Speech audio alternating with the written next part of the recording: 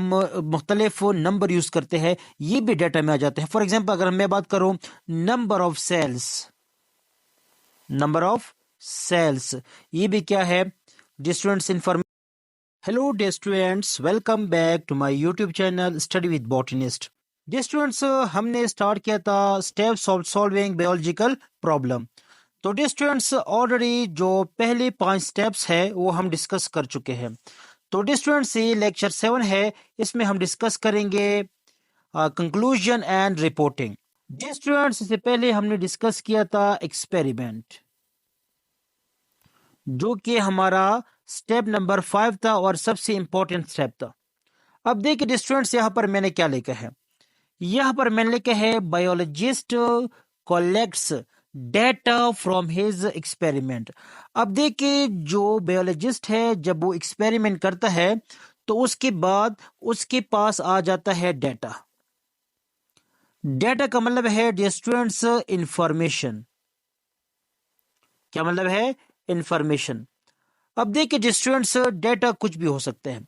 For example अगर हम बात करें डेटा हमारे पास डियर स्टूडेंट्स, ये हमारे पास लेंथ भी हो सकता है। अगर हम बात करें लेंथ, ये हमारे पास डियर स्टूडेंट्स वॉल्यूम भी हो सकता है, मास भी हो सकता है डेटा में। डियर स्टूडेंट्स टेम्परेचर भी हो सकता है। इसके अलावा अगर हम बात करें स्टूडेंट्स, जो हम मुख्तलिफ नंबर यूज करते हैं, ये भी डेटा में आ जाते हैं। फॉर एग्जाम्पल अगर मैं बात करूं number of cells, number of cells, ये भी क्या है डियर स्टूडेंट्स, इंफॉर्मेशन है, डेटा है। इसके अलावा डियर स्टूडेंट्स अगर मैं बात करूं नंबर ऑफ ऑर्गेनिज्म, कि ऑर्गेनिजम्स कितने हैं, ये भी हमारे पास क्या है, डेटा है। इसके अलावा अगर मैं बात करूं हार्ट बीट्स पर मिनट, इसके अलावा डियर स्टूडेंट्स जो डेटा है इसमें हमारे पास टाइम भी आ जाता है, टाइम।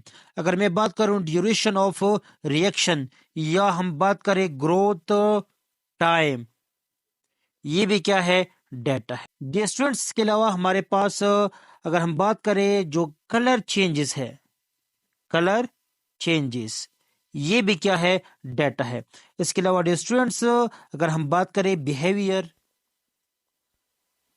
ये भी हमारे पास डेटा है। टेक्सचर, ये भी डेटा है।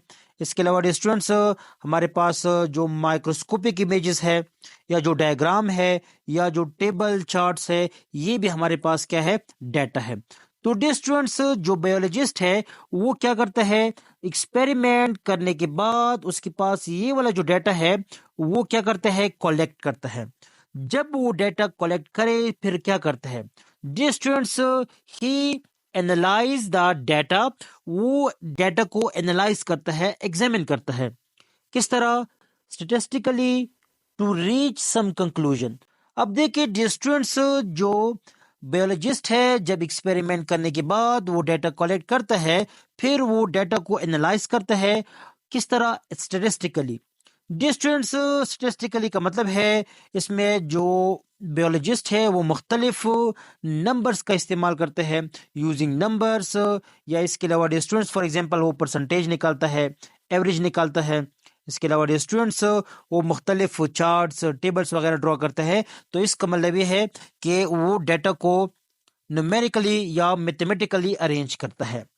इसके अलावा डियर स्टूडेंट्स जब वो डेटा को अरेंज करे उसके बाद क्या करता है, ही पब्लिशेज हिज कंक्लूजन। तो डियर स्टूडेंट्स वो अपने नताइज को, कंक्लूजन को, रिजल्ट को वो शाया करता है, पब्लिश करता है। किसकी फॉर्म में? In the form of research article. Dear students वो जो बायोलॉजिस्ट है जब वो डेटा को कलेक्ट करे, फिर वो एनालाइज करे, उसके बाद वो कुछ कंक्लूजन बनाता है।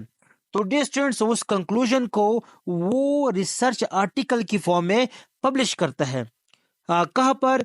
इन साइंटिफिक जर्नल एंड बुक्स। इसके अलावा dear students he also presents, वो पेश करता है his conclusion in science seminars at national and international levels. इसके अलावा डियर स्टूडेंट्स जो बायोलॉजिस्ट है वो अपना कंक्लूजन प्रेजेंट करता है साइंस सेमिनार में, चाहे वो नेशनल लेवल पे हो या इंटरनेशनल लेवल पे हो। डियर स्टूडेंट, सेमिनार का मतलब है एजुकेशनल गैदरिंग, जहां पर एक खास टॉपिक पर डिस्कशन की जाती है, या जो एक खास बंदा है वो अपने नजरियात पेश करता है। तो डियर स्टूडेंट, जो बायोलॉजिस्ट है वो साइंस सेमिनार में जो उसने कंक्लूजन बनाया होता है वो क्या करते हैं, प्रेजेंट करते हैं। उस सेमिनार में मुख्तलिफ बायोलॉजिस्ट, टीचर्स, प्रोफेसर, जो मुख्तलिफ स्टूडेंट्स हैं, रिसर्च वाले स्टूडेंट्स, वो बैठे होते हैं। डियर स्टूडेंट्स, इसका क्या फायदा होगा? डियर स्टूडेंट्स, जब वो रिसर्च आर्टिकल को पब्लिश करते हैं किताबों में, जर्नल में, या वो अपने जो कंक्लूजन है वो रिप्रेजेंट करते हैं मुख्तलिफ सेमिनार्स में, तो इसका क्या फायदा है? It allows other people to verify the result.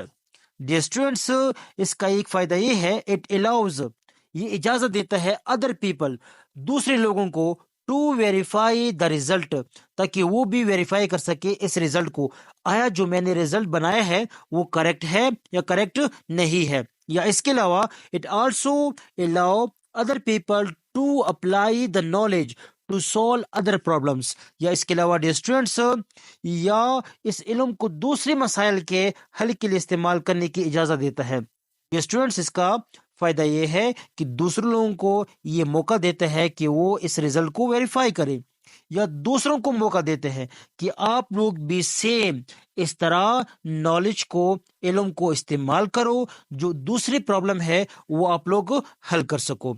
तो डियर स्टूडेंट्स, ये था हमारा last step, distance conclusion and reporting. तो डिस्टेंस, होप आप लोगों को समझ आ गया होगा। इंशाल्लाह डिस्टेंस नेक्स्ट वीडियो में हम जो एक्सपेरिमेंट के टाइप्स हैं on the basis of variable वो डिस्कस करेंगे। फिर उसके बाद हम डिस्कस करेंगे biological problem, what is the cause of malaria. Allah Hafiz.